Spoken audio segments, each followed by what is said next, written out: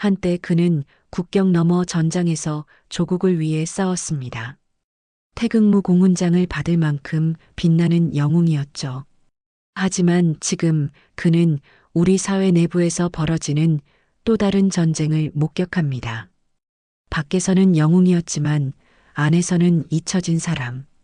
월 68만 원의 참전용사 연금으로 외롭게 살아가던 강우진 씨의 귀에 피투성이 학생의 비명이 들려옵니다. 전쟁터에서 적과 싸우던 그의 손이 이제는 학교 폭력의 가해자를 향합니다. 하지만 이번 전쟁은 더 교묘하고 위험했습니다. 교장과 권력 있는 학부모, 그리고 그 뒤에 숨겨진 깡패 조직까지 조국을 위해 밖에서 싸웠던 영웅이 이제는 조국의 미래를 위해 안에서 싸우기 시작합니다. 적은 총을 든 군인이 아니라 권력과 비리로 무장한 내부의 적이었죠. 내가 전장에서 목숨을 걸고 지켜낸 나라에서 아이들이 이렇게 고통받고 있다면 내가 다시 한번 싸워야 할 때입니다.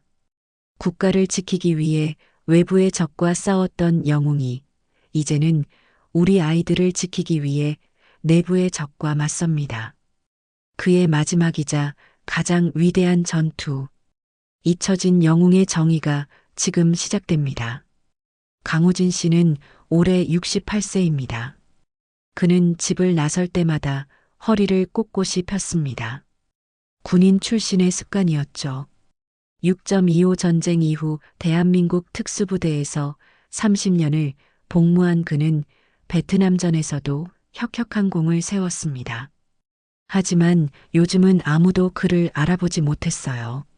훈장이 가득했던 그의 군복은 이제 낡은 옷장 속에 고이 접혀 있었고 국가가 그에게 제공한 것이라곤 월 68만 원의 참전용사 연금이 전부였습니다. 우진 씨, 또 약 타러 가세요? 약국 앞을 지나칠 때 들리는 약사의 목소리에 우진 씨는 멈춰 섰습니다. 그의 오른쪽 다리는 총상으로 인한 후유증으로 항상 통증이 있었거든요. 네, 김 약사님.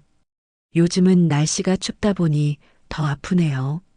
아이고, 그러게 말입니다. 나라를 위해 그렇게 몸 바치셨는데. 우진 씨는 씁쓸하게 웃으며 고개를 저었습니다. 그는 더 이상 과거의 영광에 연연하지 않으려 노력했지만 세상은 종종 그에게 잔인했죠. 우진 씨가 사는 곳은 서울 외곽의 낡은 아파트였습니다. 방 2개짜리 작은 집이었지만 그에겐 충분했어요. 아내는 10년 전 세상을 떠났고 아들은 미국에서 살고 있었습니다. 가끔 전화가 오긴 했지만 대화는 항상 어색했죠. 그날도 우진 씨는 평소처럼 동네를 산책하고 있었습니다. 그의 걸음은 느렸지만 여전히 군인 특유의 절도가 있었어요. 그런데 그때였습니다. 학교 뒤편 골목에서 들려오는 비명소리가 그의 귀를 찔렀죠. 우진 씨는 본능적으로 소리가 나는 방향으로 달렸습니다. 다리가 아팠지만 그는 개의치 않았어요. 골목을 돌아 들어가자 충격적인 광경이 펼쳐졌습니다. 고등학생으로 보이는 4명의 남학생들이 한 소년을 에워싸고 있었어요. 소년은 이미 얼굴이 피투성이었고 그중 한 명이 주먹을 휘두르려는 순간이었죠. 그만. 우진 씨의 목소리는 작지 않았습니다. 30년간 부대원들을 지휘했던 그의 목소리는 골목을 울렸어요. 학생들이 놀라 뒤를 돌아봤습니다. 처음에는 겁먹은 듯 했지만 곧 우진 씨의 나이와 외모를 확인하고는 비웃음을 지었죠. 할아버지, 여기서 뭐 하세요? 빨리 가세요. 위험해요. 우진 씨는 천천히 다가갔습니다. 너희들 지금 뭐 하는 거냐? 아저씨, 참견 마세요. 이건 우리 학교 일이에요. 사람을 때리는 건 어디서도 일이 될 수 없다. 그때 우두머리로 보이는 학생이 앞으로 나섰어요. 할아버지, 마지막으로 경고할게요. 여기서 나가세요. 우진 씨는 미동도 하지 않았습니다. 그의 눈빛은 예전 전장에서 적을 마주할 때와 같았죠. 학생이 주먹을 날렸습니다. 하지만 그것은 공기를 가를 뿐이었어요. 우진 씨는 놀라울 정도로 민첩하게 피하고 학생의 팔을 잡아 꺾었습니다. 학생은 고통스러운 비명을 질렀죠. 이봐, 당신 지금 뭐 하는 짓이야? 다른 학생이 달려들었지만 우진 씨의 움직임은 나이를 무색하게 할 정도로 정확하고 빨랐습니다. 몇 초 만에 4명의 학생들은 모두 땅에 쓰러져 있었어요. 우진 씨는 피투성이가 된 소년에게 다가갔습니다. 괜찮니? 소년은 공포에 질린 눈으로 우진 씨를 바라봤어요. 네, 감사합니다. 우진 씨는 소년을 일으켜 세웠습니다. 이름이 뭐니? 김민수입니다. 민수야, 이 아이들이 왜 너를 괴롭혔지? 민수는 고개를 숙였어요. 저희 반에서 저만 성적이 좋아서. 우진 씨는 한숨을 쉬었습니다. 얼마나 오래 괴롭힘을 당했니? 중학교 때부터요. 3년째. 우진 씨의 눈에 분노가 번뜩였어요. 학교에는 알렸니? 네. 하지만 아무도 도와주지 않았어요. 오히려 제가 예민하다고. 땅에 쓰러져 있던 학생들이 일어나기 시작했습니다. 우두머리로 보이는 학생이 이를 갈며 말했죠. 할아버지, 이거 가만 안 둘 거예요. 내 아버지가 누군지 알아요? 우진 씨는 차갑게 웃었습니다. 내 아버지가 누구든 네가 지금 하는 짓은 범죄다. 웃기지 마세요. 우리 아버지는 이 동네에서 제일 세요. 경찰서장하고도 형제처럼 지내는 사이라고요. 우진 씨는 아무 말도 하지 않고 민수의 손을 잡아 끌었습니다. 가자, 민수야. 그들이 골목을 빠져나가는 동안 학생들의 위협이 계속 들려왔어요.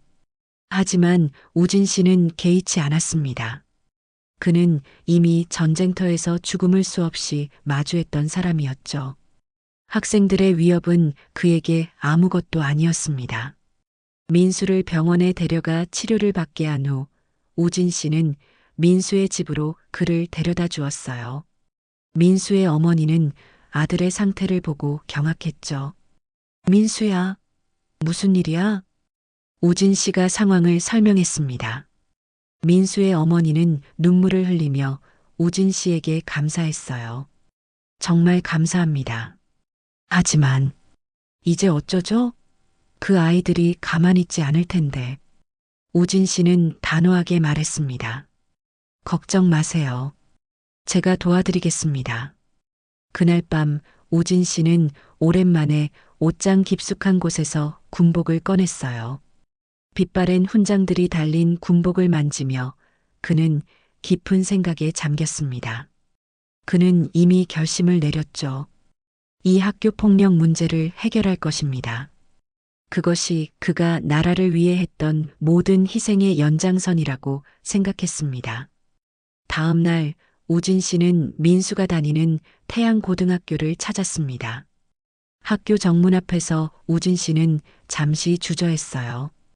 이미 경찰에 신고할 생각도 했지만 어제 학생의 말처럼 그들의 배경이 강하다면 경찰 신고가 얼마나 효과가 있을지 의문이었죠. 정문 경비실에서 방문증을 받은 우진 씨는 교무실로 향했습니다. 교무실에서 그는 민수의 담임교사인 이지연 선생님을 만났어요. 이지연 선생님은 35세의 여교사였습니다. 죄송합니다만 학생 간의 갈등은 학교에서 처리할 문제입니다. 이지연 선생님의 말투는 공손했지만 그 속에는 귀찮음이 묻어났어요. 민수가 3년 동안 괴롭힘을 당했다고 하던데 학교에서는 아무런 조치도 취하지 않으셨나요? 이지연 선생님은 불편한 표정을 지었습니다. 저희도 최선을 다하고 있습니다. 하지만 증거가 부족하고 제가 직접 목격했습니다. 그리고 민수의 얼굴에 난 상처도 증거가 되지 않나요? 그게 복잡한 문제가 있어서요. 우진 씨는 이지연 선생님의 눈을 똑바로 쳐다봤어요. 어떤 복잡한 문제인가요? 이지연 선생님은 말을 더듬었습니다. 폭력을 행사한 학생들 중 한 명, 박준서의 아버지가 이 지역 건설회사 회장입니다. 그리고 다른 한 명, 강민호의 아버지는 지역 정치인이에요. 학교 입장에서는 권력 있는 학부모의 자녀들을 보호하는 게 더 중요하다는 거군요. 이지연 선생님은 답하지 못했어요. 교장 선생님과 면담하고 싶습니다. 이지연 선생님은 난처한 표정을 지었어요. 교장 선생님은 지금 외부 미팅 중이세요. 언제 돌아오시나요? 오후 3시쯤에. 기다리겠습니다. 우진 씨는 교무실 옆 의자에 앉았습니다. 그는 기다릴 줄 아는 사람이었어요. 특수부대 작전 중에는 종종 목표물을 기다리며 몇 시간, 때로는 며칠을 보내기도 했죠. 시간이 흐르고 마침내 오후 3시가 되었습니다. 그러나 교장은 나타나지 않았어요. 4시, 5시가 지나도 소식이 없었습니다. 죄송합니다. 교장 선생님께서 급한 일이 생겨 오늘은 돌아오지 못하신다고 합니다. 우진 씨는 고개를 끄덕였어요. 알겠습니다. 내일 다시 오겠습니다. 학교를 나서는 우진 씨의 눈에 교정 한쪽에서 벌어지는 광경이 들어왔습니다. 어제 본가의 학생들이 다른 학생에게 돈을 요구하고 있었어요. 우진 씨는 망설임 없이 그들에게 다가갔습니다. 또 그러는구나. 학생들은 놀라 뒤를 돌아봤어요. 우두머리 학생인 박준서가 비웃음을 지었습니다. 할아버지, 또 왔네요? 어제는 운이 좋으셨지만 오늘은 다를 거예요. 우진 씨는 아무 말도 하지 않고 학생들을 노려봤어요. 그의 눈빛에는 전장에서만 볼 수 있는 위험한 기운이 감돌았습니다. 너희들 지금 이 학생에게 돈을 요구하고 있었지? 돈을 빼앗기려던 학생이 두려움에 떨며 고개를 끄덕였습니다. 여기 있는 모든 학생들이 너희에게 돈을 내고 있니? 네. 매주 3만 원씩? 우진 씨는 준서를 향해 몇 걸음 다가갔어요. 그 돈은 어디에 쓰는 거지? 준서는 여전히 비웃음을 띠고 있었지만 그 속에는 약간의 불안함이 묻어났어요. 할아버지, 그건 알 필요 없으시죠? 알려줄까? 너희는 이 돈을 모아서 선배들에게 상납하고 그 선배들은 또 다른 누군가에게 돈을 바친다. 맞지? 준서의 표정이 굳었습니다. 어떻게? 세상은 넓고 비슷한 놈들은 많다. 하지만 너희가 지금 하는 짓은 범죄야. 갈취죄, 협박죄, 폭행죄. 내 아버지가 누구든 감옥에 가게 될 거다. 준서가 주먹을 꽉 쥐었어요. 할아버지, 진짜 조심하시는 게 좋을 거예요. 우리 아버지가 누군지 아세요? 누구든 상관없다. 법 앞에서는 모두 평등하니까. 준서가 비웃었습니다. 법이요? 이 동네에서 법은 우리 아버지 손바닥 위에 있어요. 우진 씨는 차갑게 웃었어요. 그럼 지켜보자. 내 아버지의 손바닥이 얼마나 크고 단단한지. 우진 씨는 돈을 빼앗기려던 학생의 손을 잡고 그 자리를 떠났습니다. 뒤에서 들려오는 준서의 위협은 계속됐지만 우진 씨는 개의치 않았어요. 그날 저녁 우진 씨는 민수에게 전화를 걸었습니다. 민수야, 괜찮니? 네, 할아버지. 하지만 오늘 준서가 문자를 보냈어요. 내일 학교에 나오면 죽을 줄 알라고. 우진 씨의 눈에 분노가 번뜩였어요. 걱정 마라. 내일 내가 너와 함께 학교에 가마. 다음 날 아침 우진 씨는 민수의 집 앞에서 그를 기다렸습니다. 함께 학교로 향하는 길, 민수는 우진 씨에게 물었어요. 할아버지, 어제 선생님들이 도와주셨어요? 우진 씨는 한숨을 쉬었습니다. 아니, 하지만 포기하지 않을 거야. 학교에 도착하자 교문 앞에서 준서와 그의 일당이 기다리고 있었어요. 그들의 표정은 어제보다 더 자신감 넘쳤습니다. 할아버지, 오늘은 혼자 오셨네요? 준서가 비웃으며 말했어요. 우진 씨는 의아했습니다. 분명 민수와 함께 왔는데 그때 옆을 보니 민수는 없었어요. 그는 어느새 다른 입구로 학교에 들어간 것 같았습니다. 좋아. 이제 우리끼리 얘기해 볼까요? 준서가 말했어요. 그때 교문 옆에 주차된 고급 세단에서 한 남자가 내렸습니다. 그는 준서와 닮은 외모를 가진 50대 초반으로 보이는 남자였어요. 아버지, 준서가 반갑게 소리쳤습니다. 남자는 우진 씨를 향해 걸어왔어요. 당신이 내 아들을 괴롭히는 노인이요? 우진 씨는 차분하게 대답했습니다. 당신 아들이 다른 학생들을 괴롭히고 있습니다. 제가 그것을 막았을 뿐입니다. 들어보니 당신이 우리 아들을 폭행했다면서요? 자신을 방어했을 뿐입니다. 남자는 비웃었어요. 노인네가 특수부대 출신이라고? 웃기지 마시오. 당신이 누구든 내 아들에게서 손 떼는 게 좋을 거요. 아니면 뭐 하시겠습니까? 남자는 우진 씨에게 가까이 다가와 작은 목소리로 말했어요. 당신 같은 늙은이 길거리에서 사고로 죽어도 아무도 의심하지 않을 거요. 우진 씨는 눈 하나 깜짝하지 않았습니다. 그는 오히려 웃었어요. 협박이라면 더 훌륭한 것도 들어봤습니다. 남자의 표정이 일그러졌습니다.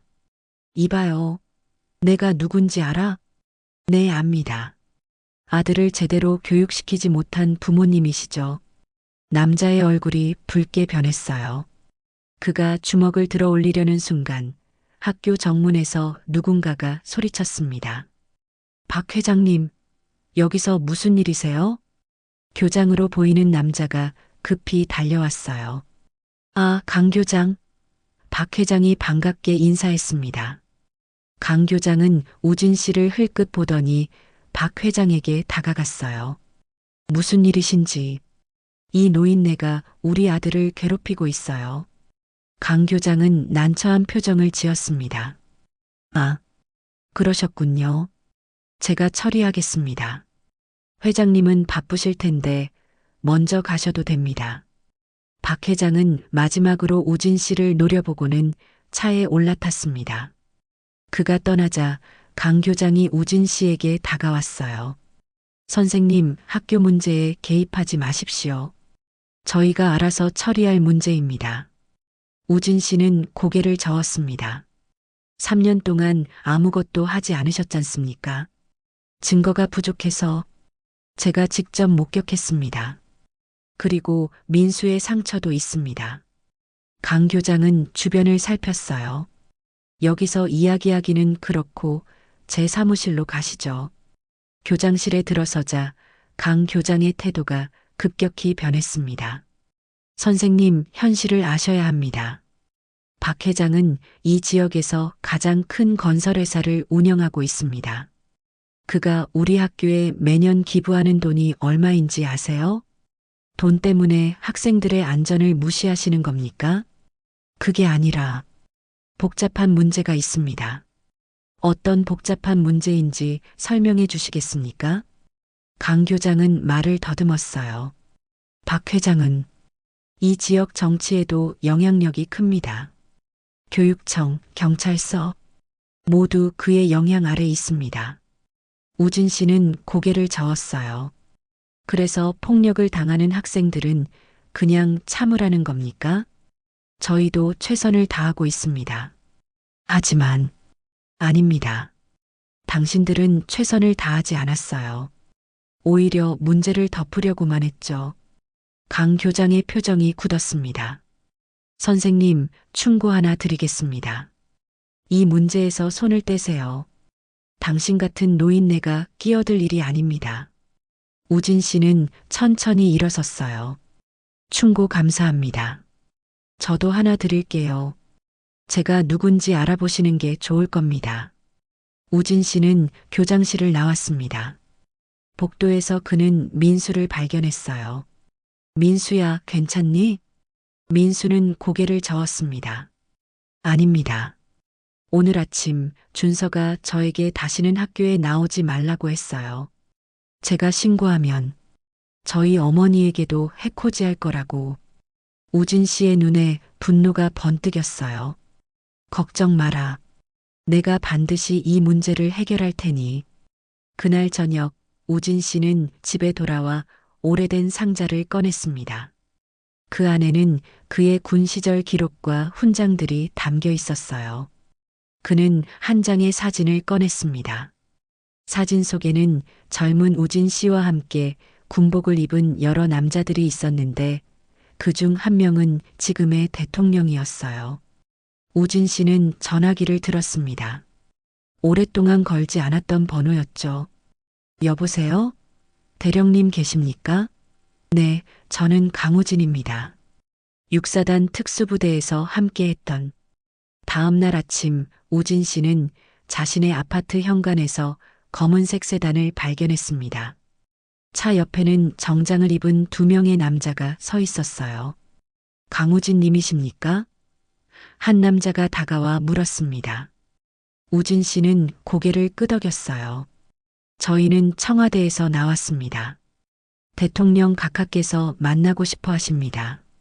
우진 씨는 놀랐지만 표정에는 드러내지 않았어요. 알겠습니다.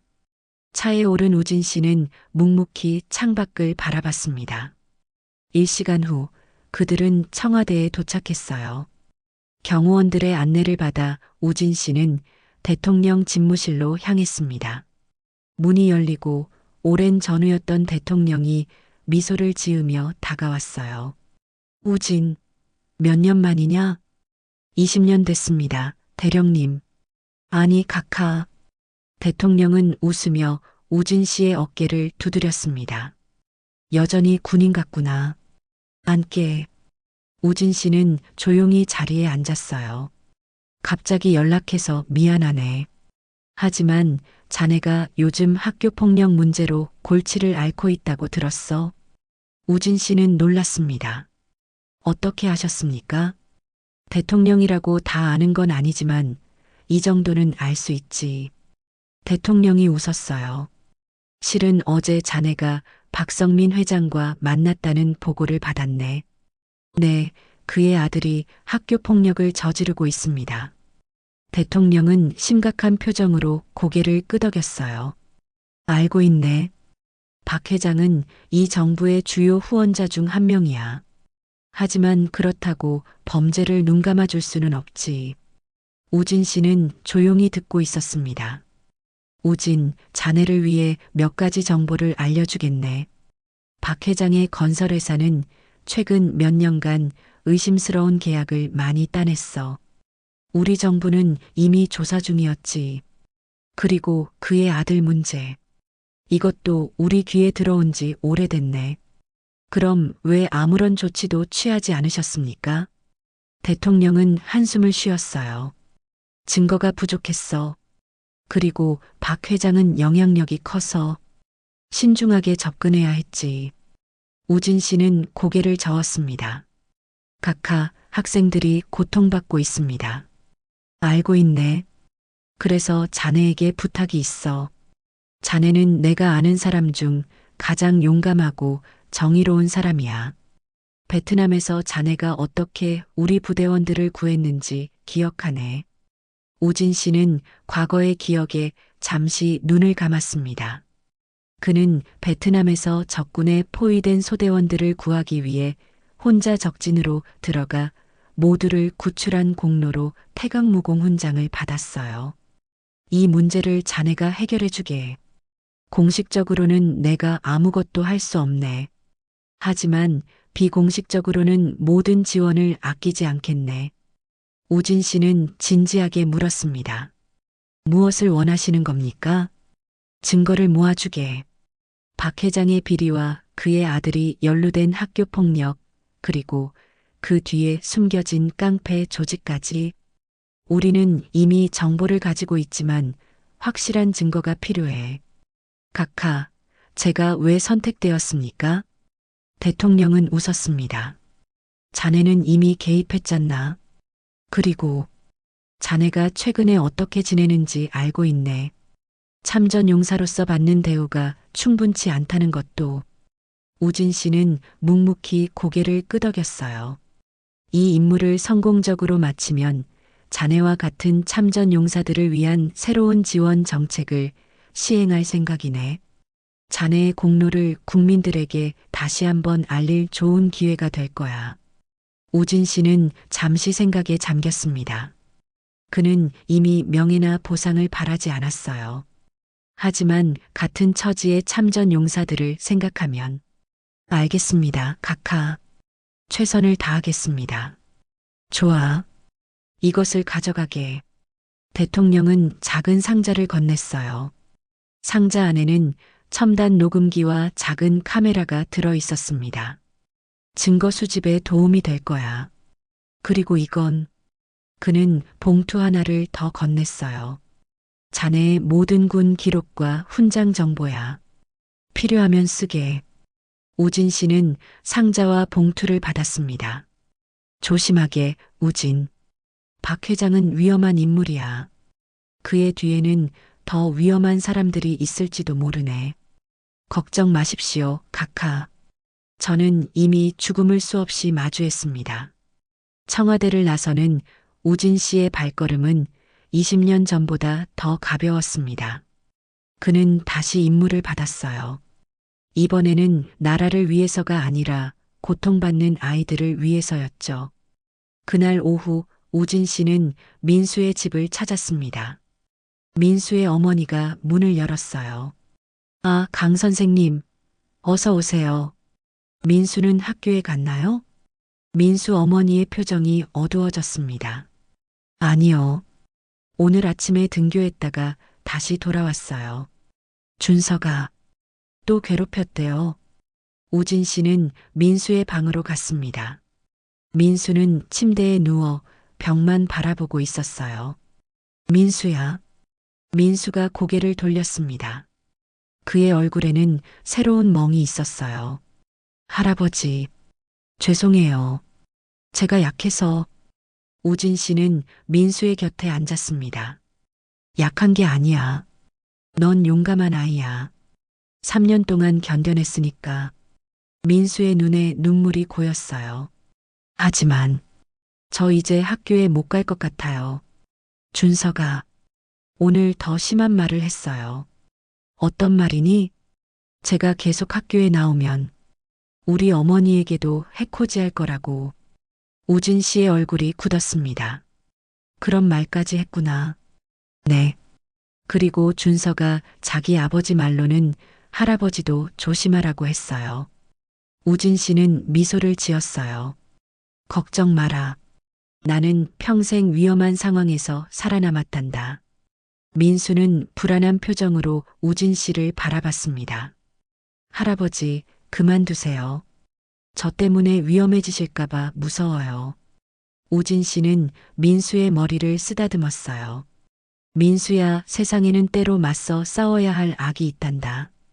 그리고 그런 악과 싸우는 것이 우리의 의무야. 하지만 걱정 마라. 내가 너와 내 어머니를 지켜주마. 약속하마. 민수의 집을 나선 우진 씨는 결심을 굳혔습니다. 이제 그는 단순히 학교 폭력 문제를 넘어 그 뒤에 숨겨진 더 큰 그림을 파헤칠 것이었어요. 우진 씨는 다음 날 아침 일찍 학교 근처에 자리 잡았습니다. 그는 청와대에서 받은 카메라로 학교 주변을 감시했어요. 몇 시간이 지나자 그가 기다리던 광경이 펼쳐졌습니다. 준서와 그의 일당이 한 학생에게 돈을 요구하고 있었어요. 우진 씨는 그 모습을 모두 카메라에 담았습니다. 하지만 더 중요한 것은 그 후에 일어난 일이었어요. 준서는 수금한 돈을 가지고 학교 뒤편으로 향했습니다. 그곳에서 그는 교복을 입지 않은 20대 초반으로 보이는 남자를 만났어요. 준서는 그 남자에게 돈을 건넸고 남자는 그것을 확인한 후 떠났습니다. 우진 씨는 그 남자를 따라갔어요. 남자는 학교에서 10분 거리에 있는 작은 유흥주점으로 들어갔습니다. 유흥주점 외관에는 태양장이라는 간판이 걸려 있었어요. 우진 씨는 잠시 망설였습니다. 그는 이미 충분한 증거를 확보했다고 생각했지만 더 깊이 파고들 필요가 있었어요. 그는 유흥주점 주변을 살피기로 했습니다. 몇 시간 동안의 감시 끝에 우진 씨는 중요한 사실을 발견했습니다. 이 유흥주점은 단순한 술집이 아니라 지역 조직 폭력배의 아지트였어요. 그리고 더 충격적인 사실은 박 회장이 이 유흥주점에 출입하는 것을 목격한 것이었습니다. 이제 그림이 조금씩 보이는군. 우진 씨는 중얼거렸어요. 그날 밤 우진 씨는 수집한 정보를 정리했습니다. 준서와 그의 일당은 학교에서 세금을 걷고 그것을 유흥주점의 조직폭력배에게 전달해요. 그리고 그 조직폭력배는 박 회장과 연결되어 있습니다. 하지만 아직 확실한 증거는 부족했어요. 우진 씨는 다음 날도 감시를 계속했습니다. 그는 유흥주점 주변에서 대기하며 출입하는 사람들을 관찰했어요. 그때 익숙한 얼굴이 보였습니다. 강 교장이었어요. 교장까지 연루됐군. 우진 씨는 카메라로 그 모습을 담았습니다.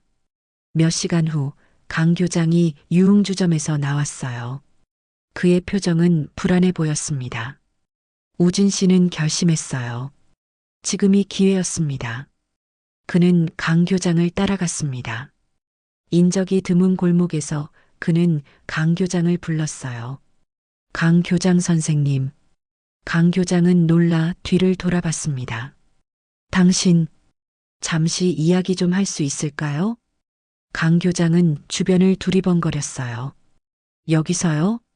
네. 유흥주점에서 무슨 일을 하셨는지 궁금해서요. 강 교장의 얼굴이 창백해졌습니다.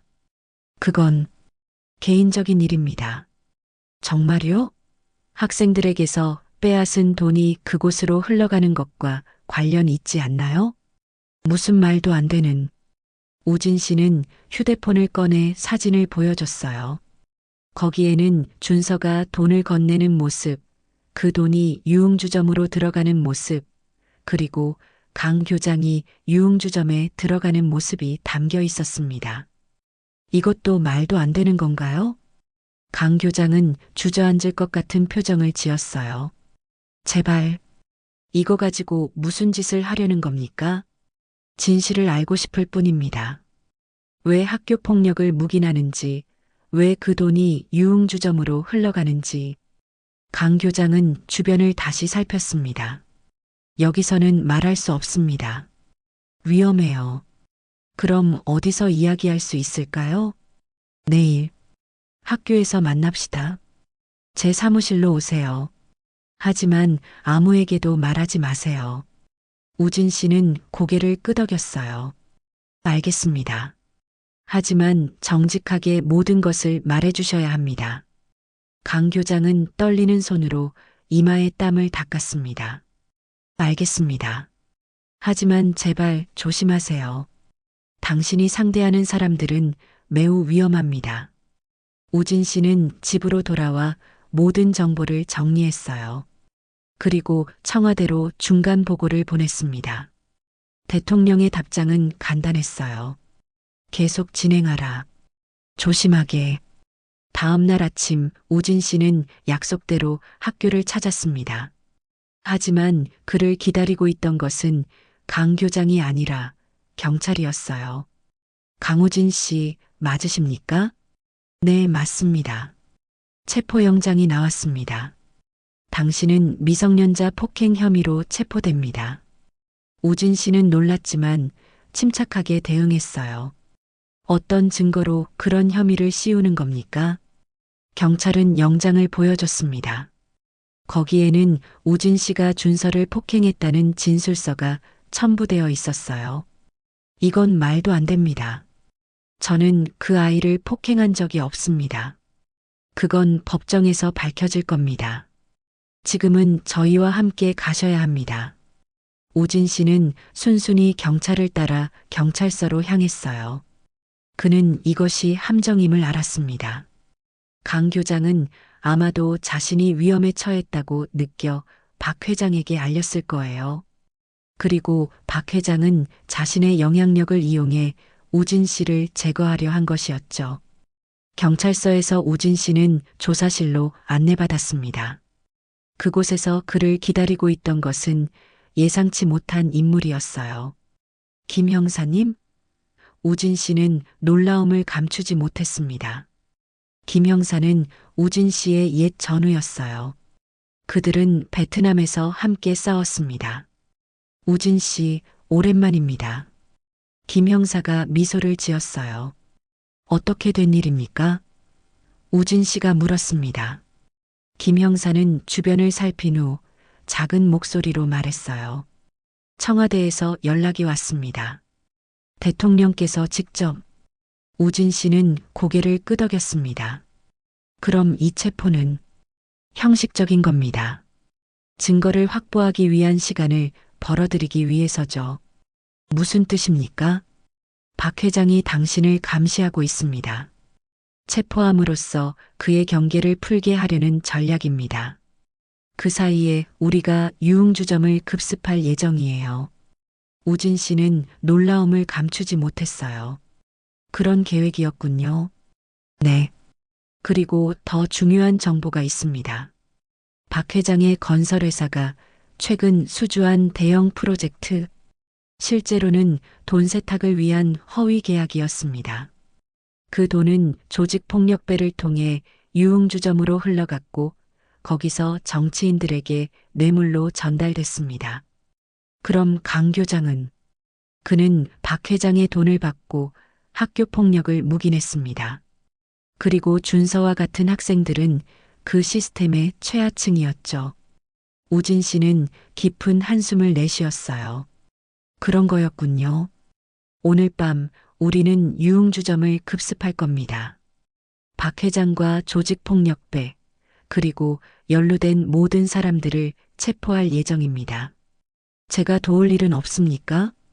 김 형사는 고개를 저었어요. 당신은 이미 충분히 도왔습니다. 이제는 저희에게 맡기세요. 우진 씨는 고개를 끄덕였습니다. 알겠습니다. 하지만 한 가지만 부탁드립니다. 무엇입니까? 민수, 그 아이와 어머니를 지켜주세요. 박 회장이 보복할지도 모릅니다. 걱정 마세요. 이미 보호 조치를 취했습니다. 그날 밤 우진 씨는 경찰서의 조사실에 앉아 있었어요. 김 형사는 그에게 실시간 상황을 알려주었습니다. 유흥주점 급습 성공, 조직폭력배 두목 체포, 박 회장도 현장에서 체포.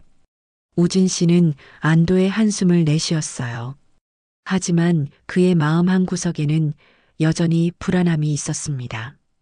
학교의 학생들, 특히 준서와 같은 아이들은 어떻게 될까요? 다음 날 아침 우진 씨는 석방되었어요. 김 형사가 그를 맞이했습니다. 모든 혐의가 취하되었습니다. 당신은 자유의 몸이에요. 감사합니다. 학교는 어떻게 됐습니까? 강 교장은 체포되었고 임시 교장이 임명되었습니다. 준서와 가담한 학생들은 특별 상담 프로그램에 배정되었습니다. 민수는요? 그 아이는 안전합니다. 어머니와 함께 보호받고 있어요. 우진 씨는 고개를 끄덕였어요. 고맙습니다. 아니요, 우리가 감사해야 합니다. 당신 덕분에 이 지역의 큰 비리가 밝혀졌으니까요. 우진 씨는 경찰서를 나와 맑은 공기를 들이마셨습니다. 그는 오랜만에 마음의 평화를 느꼈어요. 그가 한 일이 의미 있었다는 사실에 기뻤습니다. 사건이 있은 지 한 달 후 태양고등학교에서는 특별한 행사가 열렸습니다. 학교폭력 예방 및 참전용사 감사의 날이라는 이름으로 열린 이 행사에는 특별한 손님이 초대되었어요. 오늘 우리 학교는 매우 특별한 분을 모시게 되었습니다. 신임 교장이 연단에서 말했어요. 강우진 선생님은 우리 학교에 만연했던 학교 폭력 문제를 해결하는데 큰 도움을 주셨습니다. 그리고 더 중요한 것은 그분은 우리나라를 위해 목숨을 걸고 싸우신 참전용사이십니다.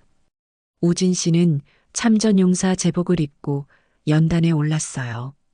그의 가슴에는 반짝이는 훈장들이 달려 있었습니다. 저는 특별한 일을 한 것이 아닙니다. 우진 씨가 말했어요. 단지 제가 해야 할 일을 했을 뿐입니다. 군인으로서 그리고 이 사회의 구성원으로서 그의 눈에 민수가 보였습니다. 민수는 이제 밝은 표정으로 친구들과 함께 앉아 있었어요. 우리는 종종 과거의 영광에 살거나 현재의 문제를 무시하곤 합니다. 하지만 진정한 용기는 지금, 이 순간 눈앞의 불의에 맞서는 것입니다. 학생들과 교사들은 열렬한 박수를 보냈어요. 행사가 끝난 후 민수가 우진 씨에게 다가왔습니다. 할아버지, 정말 감사합니다. 덕분에 이제 학교가 많이 달라졌어요. 우진 씨는 미소를 지었어요. 네가 행복하다니 다행이구나. 할아버지처럼 용감한 사람이 되고 싶어요. 넌 이미 용감하단다, 민수야. 3년 동안 그 상황을 견뎌냈으니까. 그때 준서가 조심스럽게 다가왔어요. 그의 표정은 예전과 완전히 달랐습니다. 강 선생님, 죄송합니다. 우진 씨는 놀랐습니다. 그는 준서에게 한 발짝 다가갔어요. 내 잘못만은 아니야. 너도 그 시스템의 희생자였으니까. 하지만 저는 다른 친구들을 괴롭혔어요. 그래, 그건 잘못된 일이었지. 하지만 네가 그것을 인정하고 사과한다는 것은 변화하고 있다는 증거야. 준서의 눈에 눈물이 고였어요. 저 민수에게도 사과하고 싶어요. 우진 씨는 민수를 바라봤습니다. 민수는 잠시 망설이다가 준서에게 다가갔어요. 괜찮아. 나도 이제 새로 시작하고 싶어. 두 소년이 어색하게 악수를 나누는 모습을 보며 우진 씨는 미소를 지었습니다. 이것이야말로 그가 바라던 결과였어요. 그날 저녁 우진 씨는 청와대로부터 초대를 받았습니다. 대통령은 그를 직접 맞이했어요. 잘 해냈네, 우진. 감사합니다, 각하. 자네 덕분에 우리는 큰 비리 사건을 해결할 수 있었어. 박 회장의 돈 세탁, 정치인들에 대한 뇌물. 이 모든 것이 밝혀졌지. 우진 씨는 고개를 끄덕였어요. 학생들은 어떻게 되었습니까? 준서와 같은 학생들은 특별 상담 프로그램을 받고 있어. 그들에게도 두 번째 기회가 필요하니까. 다행입니다. 대통령은 책상에서 서류 하나를 꺼냈어요. 이건 자네와 모든 참전 용사들을 위한 새로운 지원 정책이네. 연금 인상, 의료 혜택 확대, 그리고 특히 노후 주거 지원까지. 우진 씨는 감격스러운 표정으로 서류를 받았습니다. 정말 감사합니다, 각하. 내가 감사해야지. 자네 같은 영웅이 있었기에 우리나라가 지금의 번영을 누릴 수 있었으니까. 일주일 후 전국 뉴스에서는 박 회장의 비리 사건과 함께 그것을 밝혀낸 노년의 참전용사 이야기가 대대적으로 보도되었어요. 우진 씨의 과거 전공과 현재의 용기가 모두 조명받았습니다. 그 결과 전국적으로 참전용사에 대한 관심이 높아졌고 정부의 새로운 지원 정책도 큰 호응을 얻었어요. 또한 학교 폭력 문제에 대한 사회적 인식도 크게 향상되었습니다. 우진 씨에게는 더 특별한 변화가 있었어요. 미국에 살던 그의 아들이 연락을 해온 것이었습니다. 아버지, 뉴스 봤어요. 정말 자랑스럽습니다. 우진 씨는 아들의 목소리에 목이 메었어요. 그래, 고맙다. 저 한국에 돌아가려고 해요. 아버지와 함께 살고 싶어요. 우진 씨의 눈에 눈물이 고였습니다. 정말이냐? 네. 제가 너무 오랫동안 아버지를 홀로 두었어요. 이제는 함께 시간을 보내고 싶어요. 한 달 후, 우진 씨는 인천공항에서 20년 만에 아들을 만났어요. 그들은 어색하게 서로를 바라보다가 이내 따뜻한 포옹을 나눴습니다. 아버지, 정말 보고 싶었어요. 나도 그랬다, 아들아.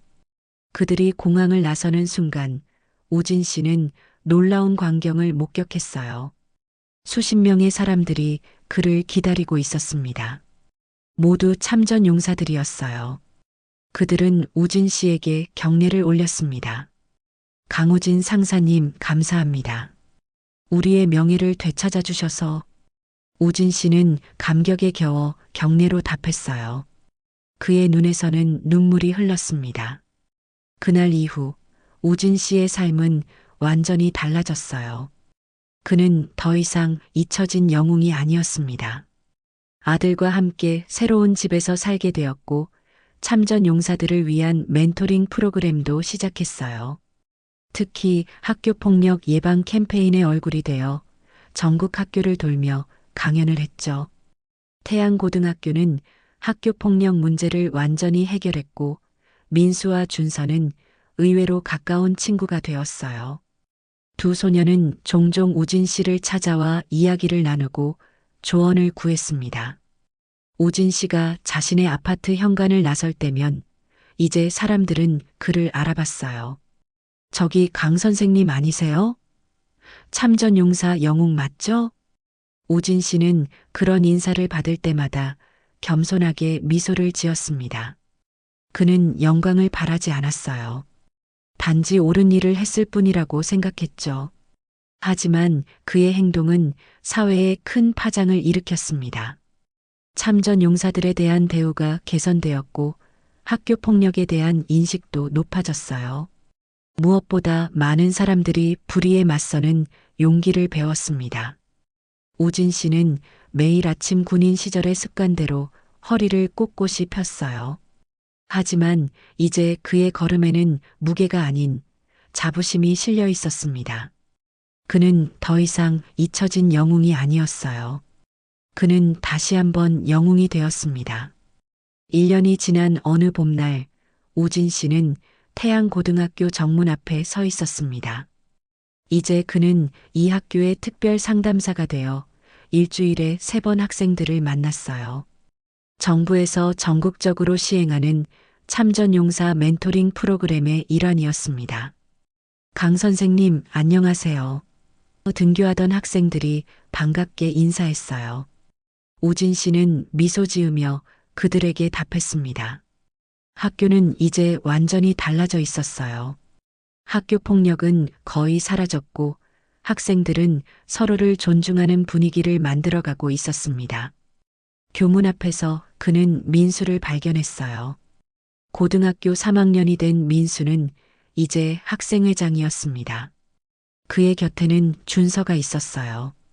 준서는 학생자치위원회의 일원으로 학교폭력 예방 활동을 이끌고 있었습니다. 할아버지, 민수가 반갑게 달려왔어요. 민수야, 오늘도 일찍 왔구나. 네, 오늘은 새학기 첫 학생의 회의가 있어서요. 준서도 다가와 공손하게 인사했습니다. 강 선생님, 안녕하세요. 오늘 상담실에서 뵐 수 있을까요? 저희가 계획 중인 프로젝트에 대해 조언을 구하고 싶어서요. 물론이지. 언제든 환영이야. 두 소년이 학교로 들어가는 것을 바라보며 우진 씨는 가슴이 뭉클해졌어요. 한때 가해자와 피해자로 대립했던 두 소년이 이제는 함께 더 나은 학교를 만들기 위해 노력하고 있었습니다. 상담실로 향하던 우진 씨의 휴대폰이 울렸어요. 발신자는 그의 아들이었습니다. 아버지, 오늘 저녁에 참전용사협회에서 연락이 왔어요. 아버지 이야기를 바탕으로 한 다큐멘터리를 만들고 싶다고 하네요. 다큐멘터리라고? 내 이야기가 뭐가 그리 특별하다고. 아버지, 겸손하지 마세요. 아버지의 이야기는 많은 사람들에게 용기와 희망을 줄 거예요. 우진 씨는 잠시 생각에 잠겼습니다. 그의 이야기가 다른 참전 용사들에게 도움이 될 수 있다면. 알았다. 하지만 내 이야기만이 아니라 다른 참전 용사들의 이야기도 함께 다뤄주면 좋겠구나. 네, 아버지. 그렇게 전달할게요. 오늘 저녁에 뭐 드실래요? 제가 요리할게요. 네가 하는 김치찌개가 먹고 싶구나. 알겠어요. 맛있게 해드릴게요. 사랑해요, 아버지. 나도 사랑한다, 아들아. 전화를 끊은 우진 씨는 학교 건물로 들어갔어요. 복도에서 그는 새로 부임한 강 교장을 만났습니다. 강 선생님, 오늘도 일찍 오셨네요. 네, 학생들이 상담 신청을 많이 해서요. 선생님 덕분에 우리 학교가 완전히 달라졌어요. 학생들도 선생님을 정말 존경합니다. 우진 씨는 겸손하게 고개를 저었어요. 제가 한 일은 별로 없습니다. 모두 학생들과 선생님들의 노력 덕분이죠. 강 교장은 미소를 지었습니다.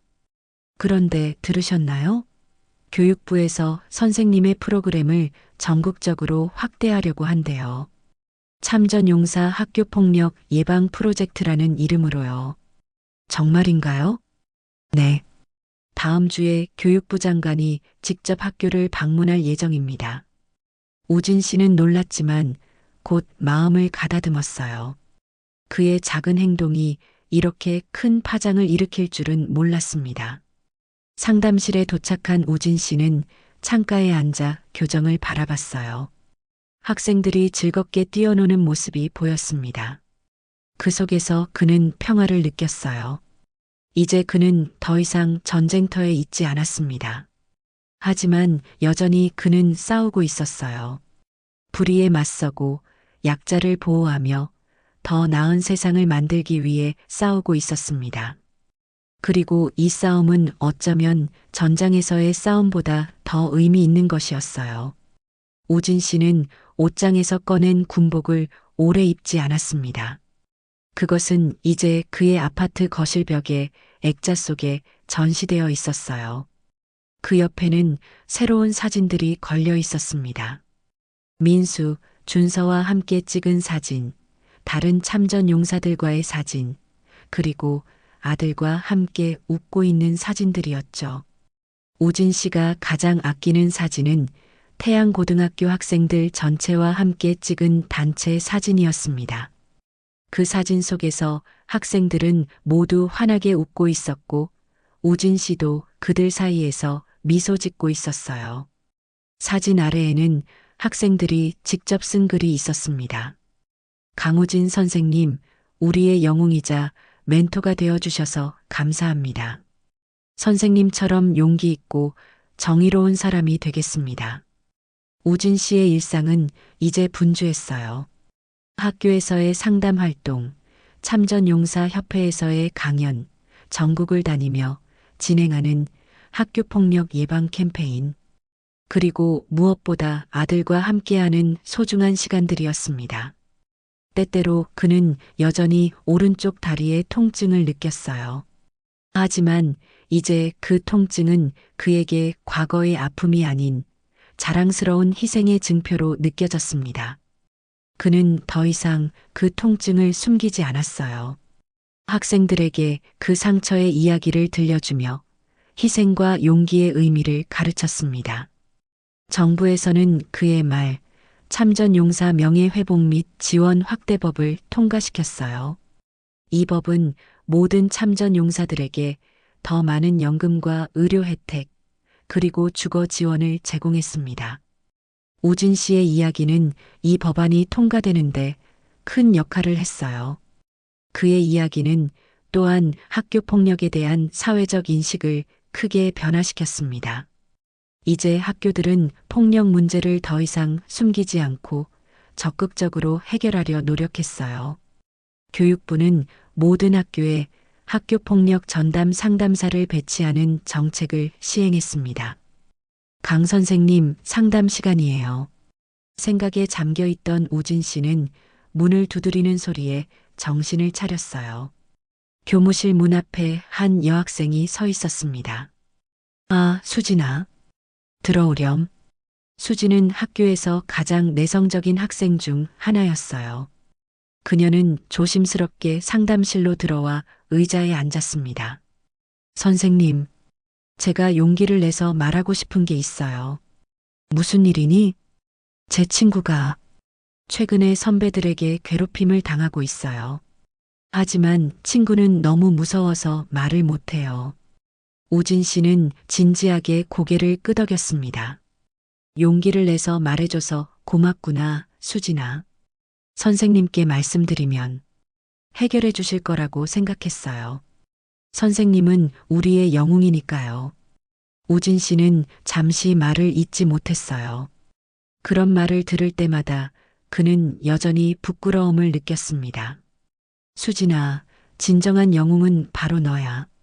친구를 위해 용기를 낸 네가 영웅이란다. 우진 씨는 수진의 이야기를 듣고 그녀와 함께 해결 방안을 논의했어요. 이제 그에게는 경험과 지혜가 있었고 무엇보다 학생들의 신뢰가 있었습니다. 이야기는 재밌으셨나요? 좋아요와 구독으로 응원해 주시면 더 많은 감동적인 이야기로 찾아뵙겠습니다.